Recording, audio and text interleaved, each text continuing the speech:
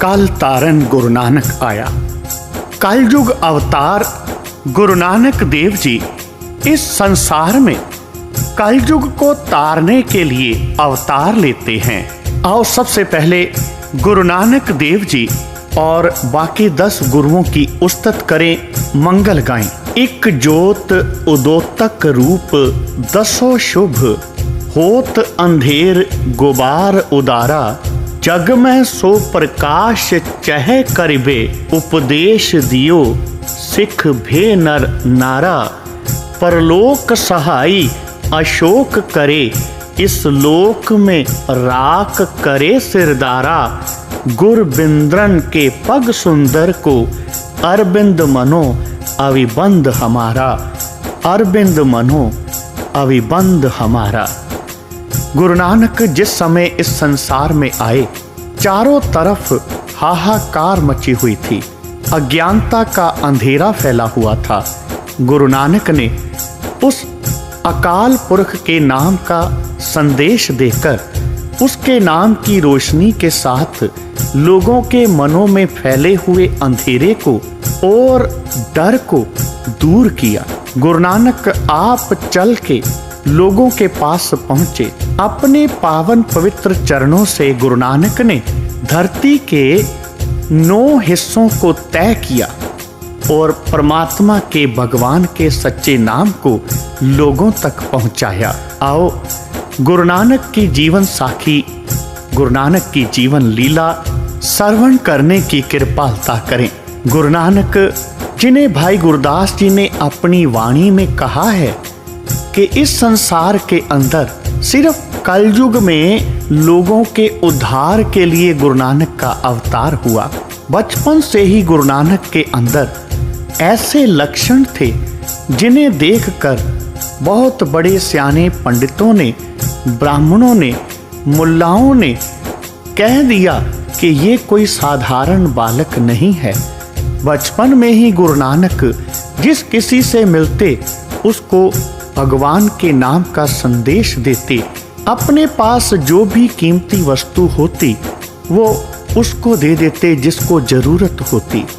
तो ऐसे परोपकारी, ऐसे गुरु नानक जिसको हिंदू, मुस्लिम और ना जाने कितने धर्मों के लोगों ने अपने गुरु के रूप में स्वीकार किया।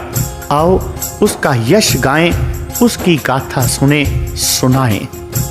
भाई गुरदास जी ने गुरु नानक के आगमन से पहले देश की दशा अपनी वाणी में इस प्रकार बयान की है।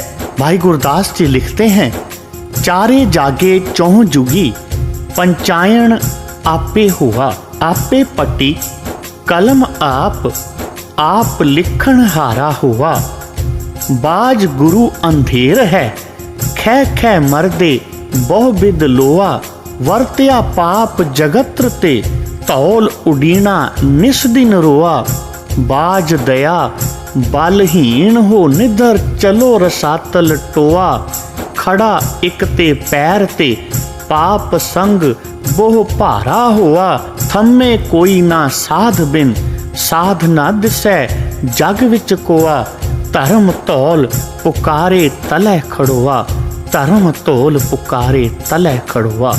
कि हर तरफ पाप का बोलबाला था, जुल्म था, अंधेरा था। गुरु नानक के आने से पहले देश की हालत बहुत नाजुक थी। लोग तड़प रहे थे। लोगों की चीख पुकार सुनकर गुरु नानक इस संसार में आया। गुरु नानक के अवतार का क्या कर्तव्य था? गुरु नानक इस संसार में क्यों आया? भाई गुरदास जी लिखते हैं, सुनी पुकार दातार प्रभ, गुरु नानक जग माहे पठाया। लोगों की चीख पुकार सुनकर गुरु नानक इस संसार में आया।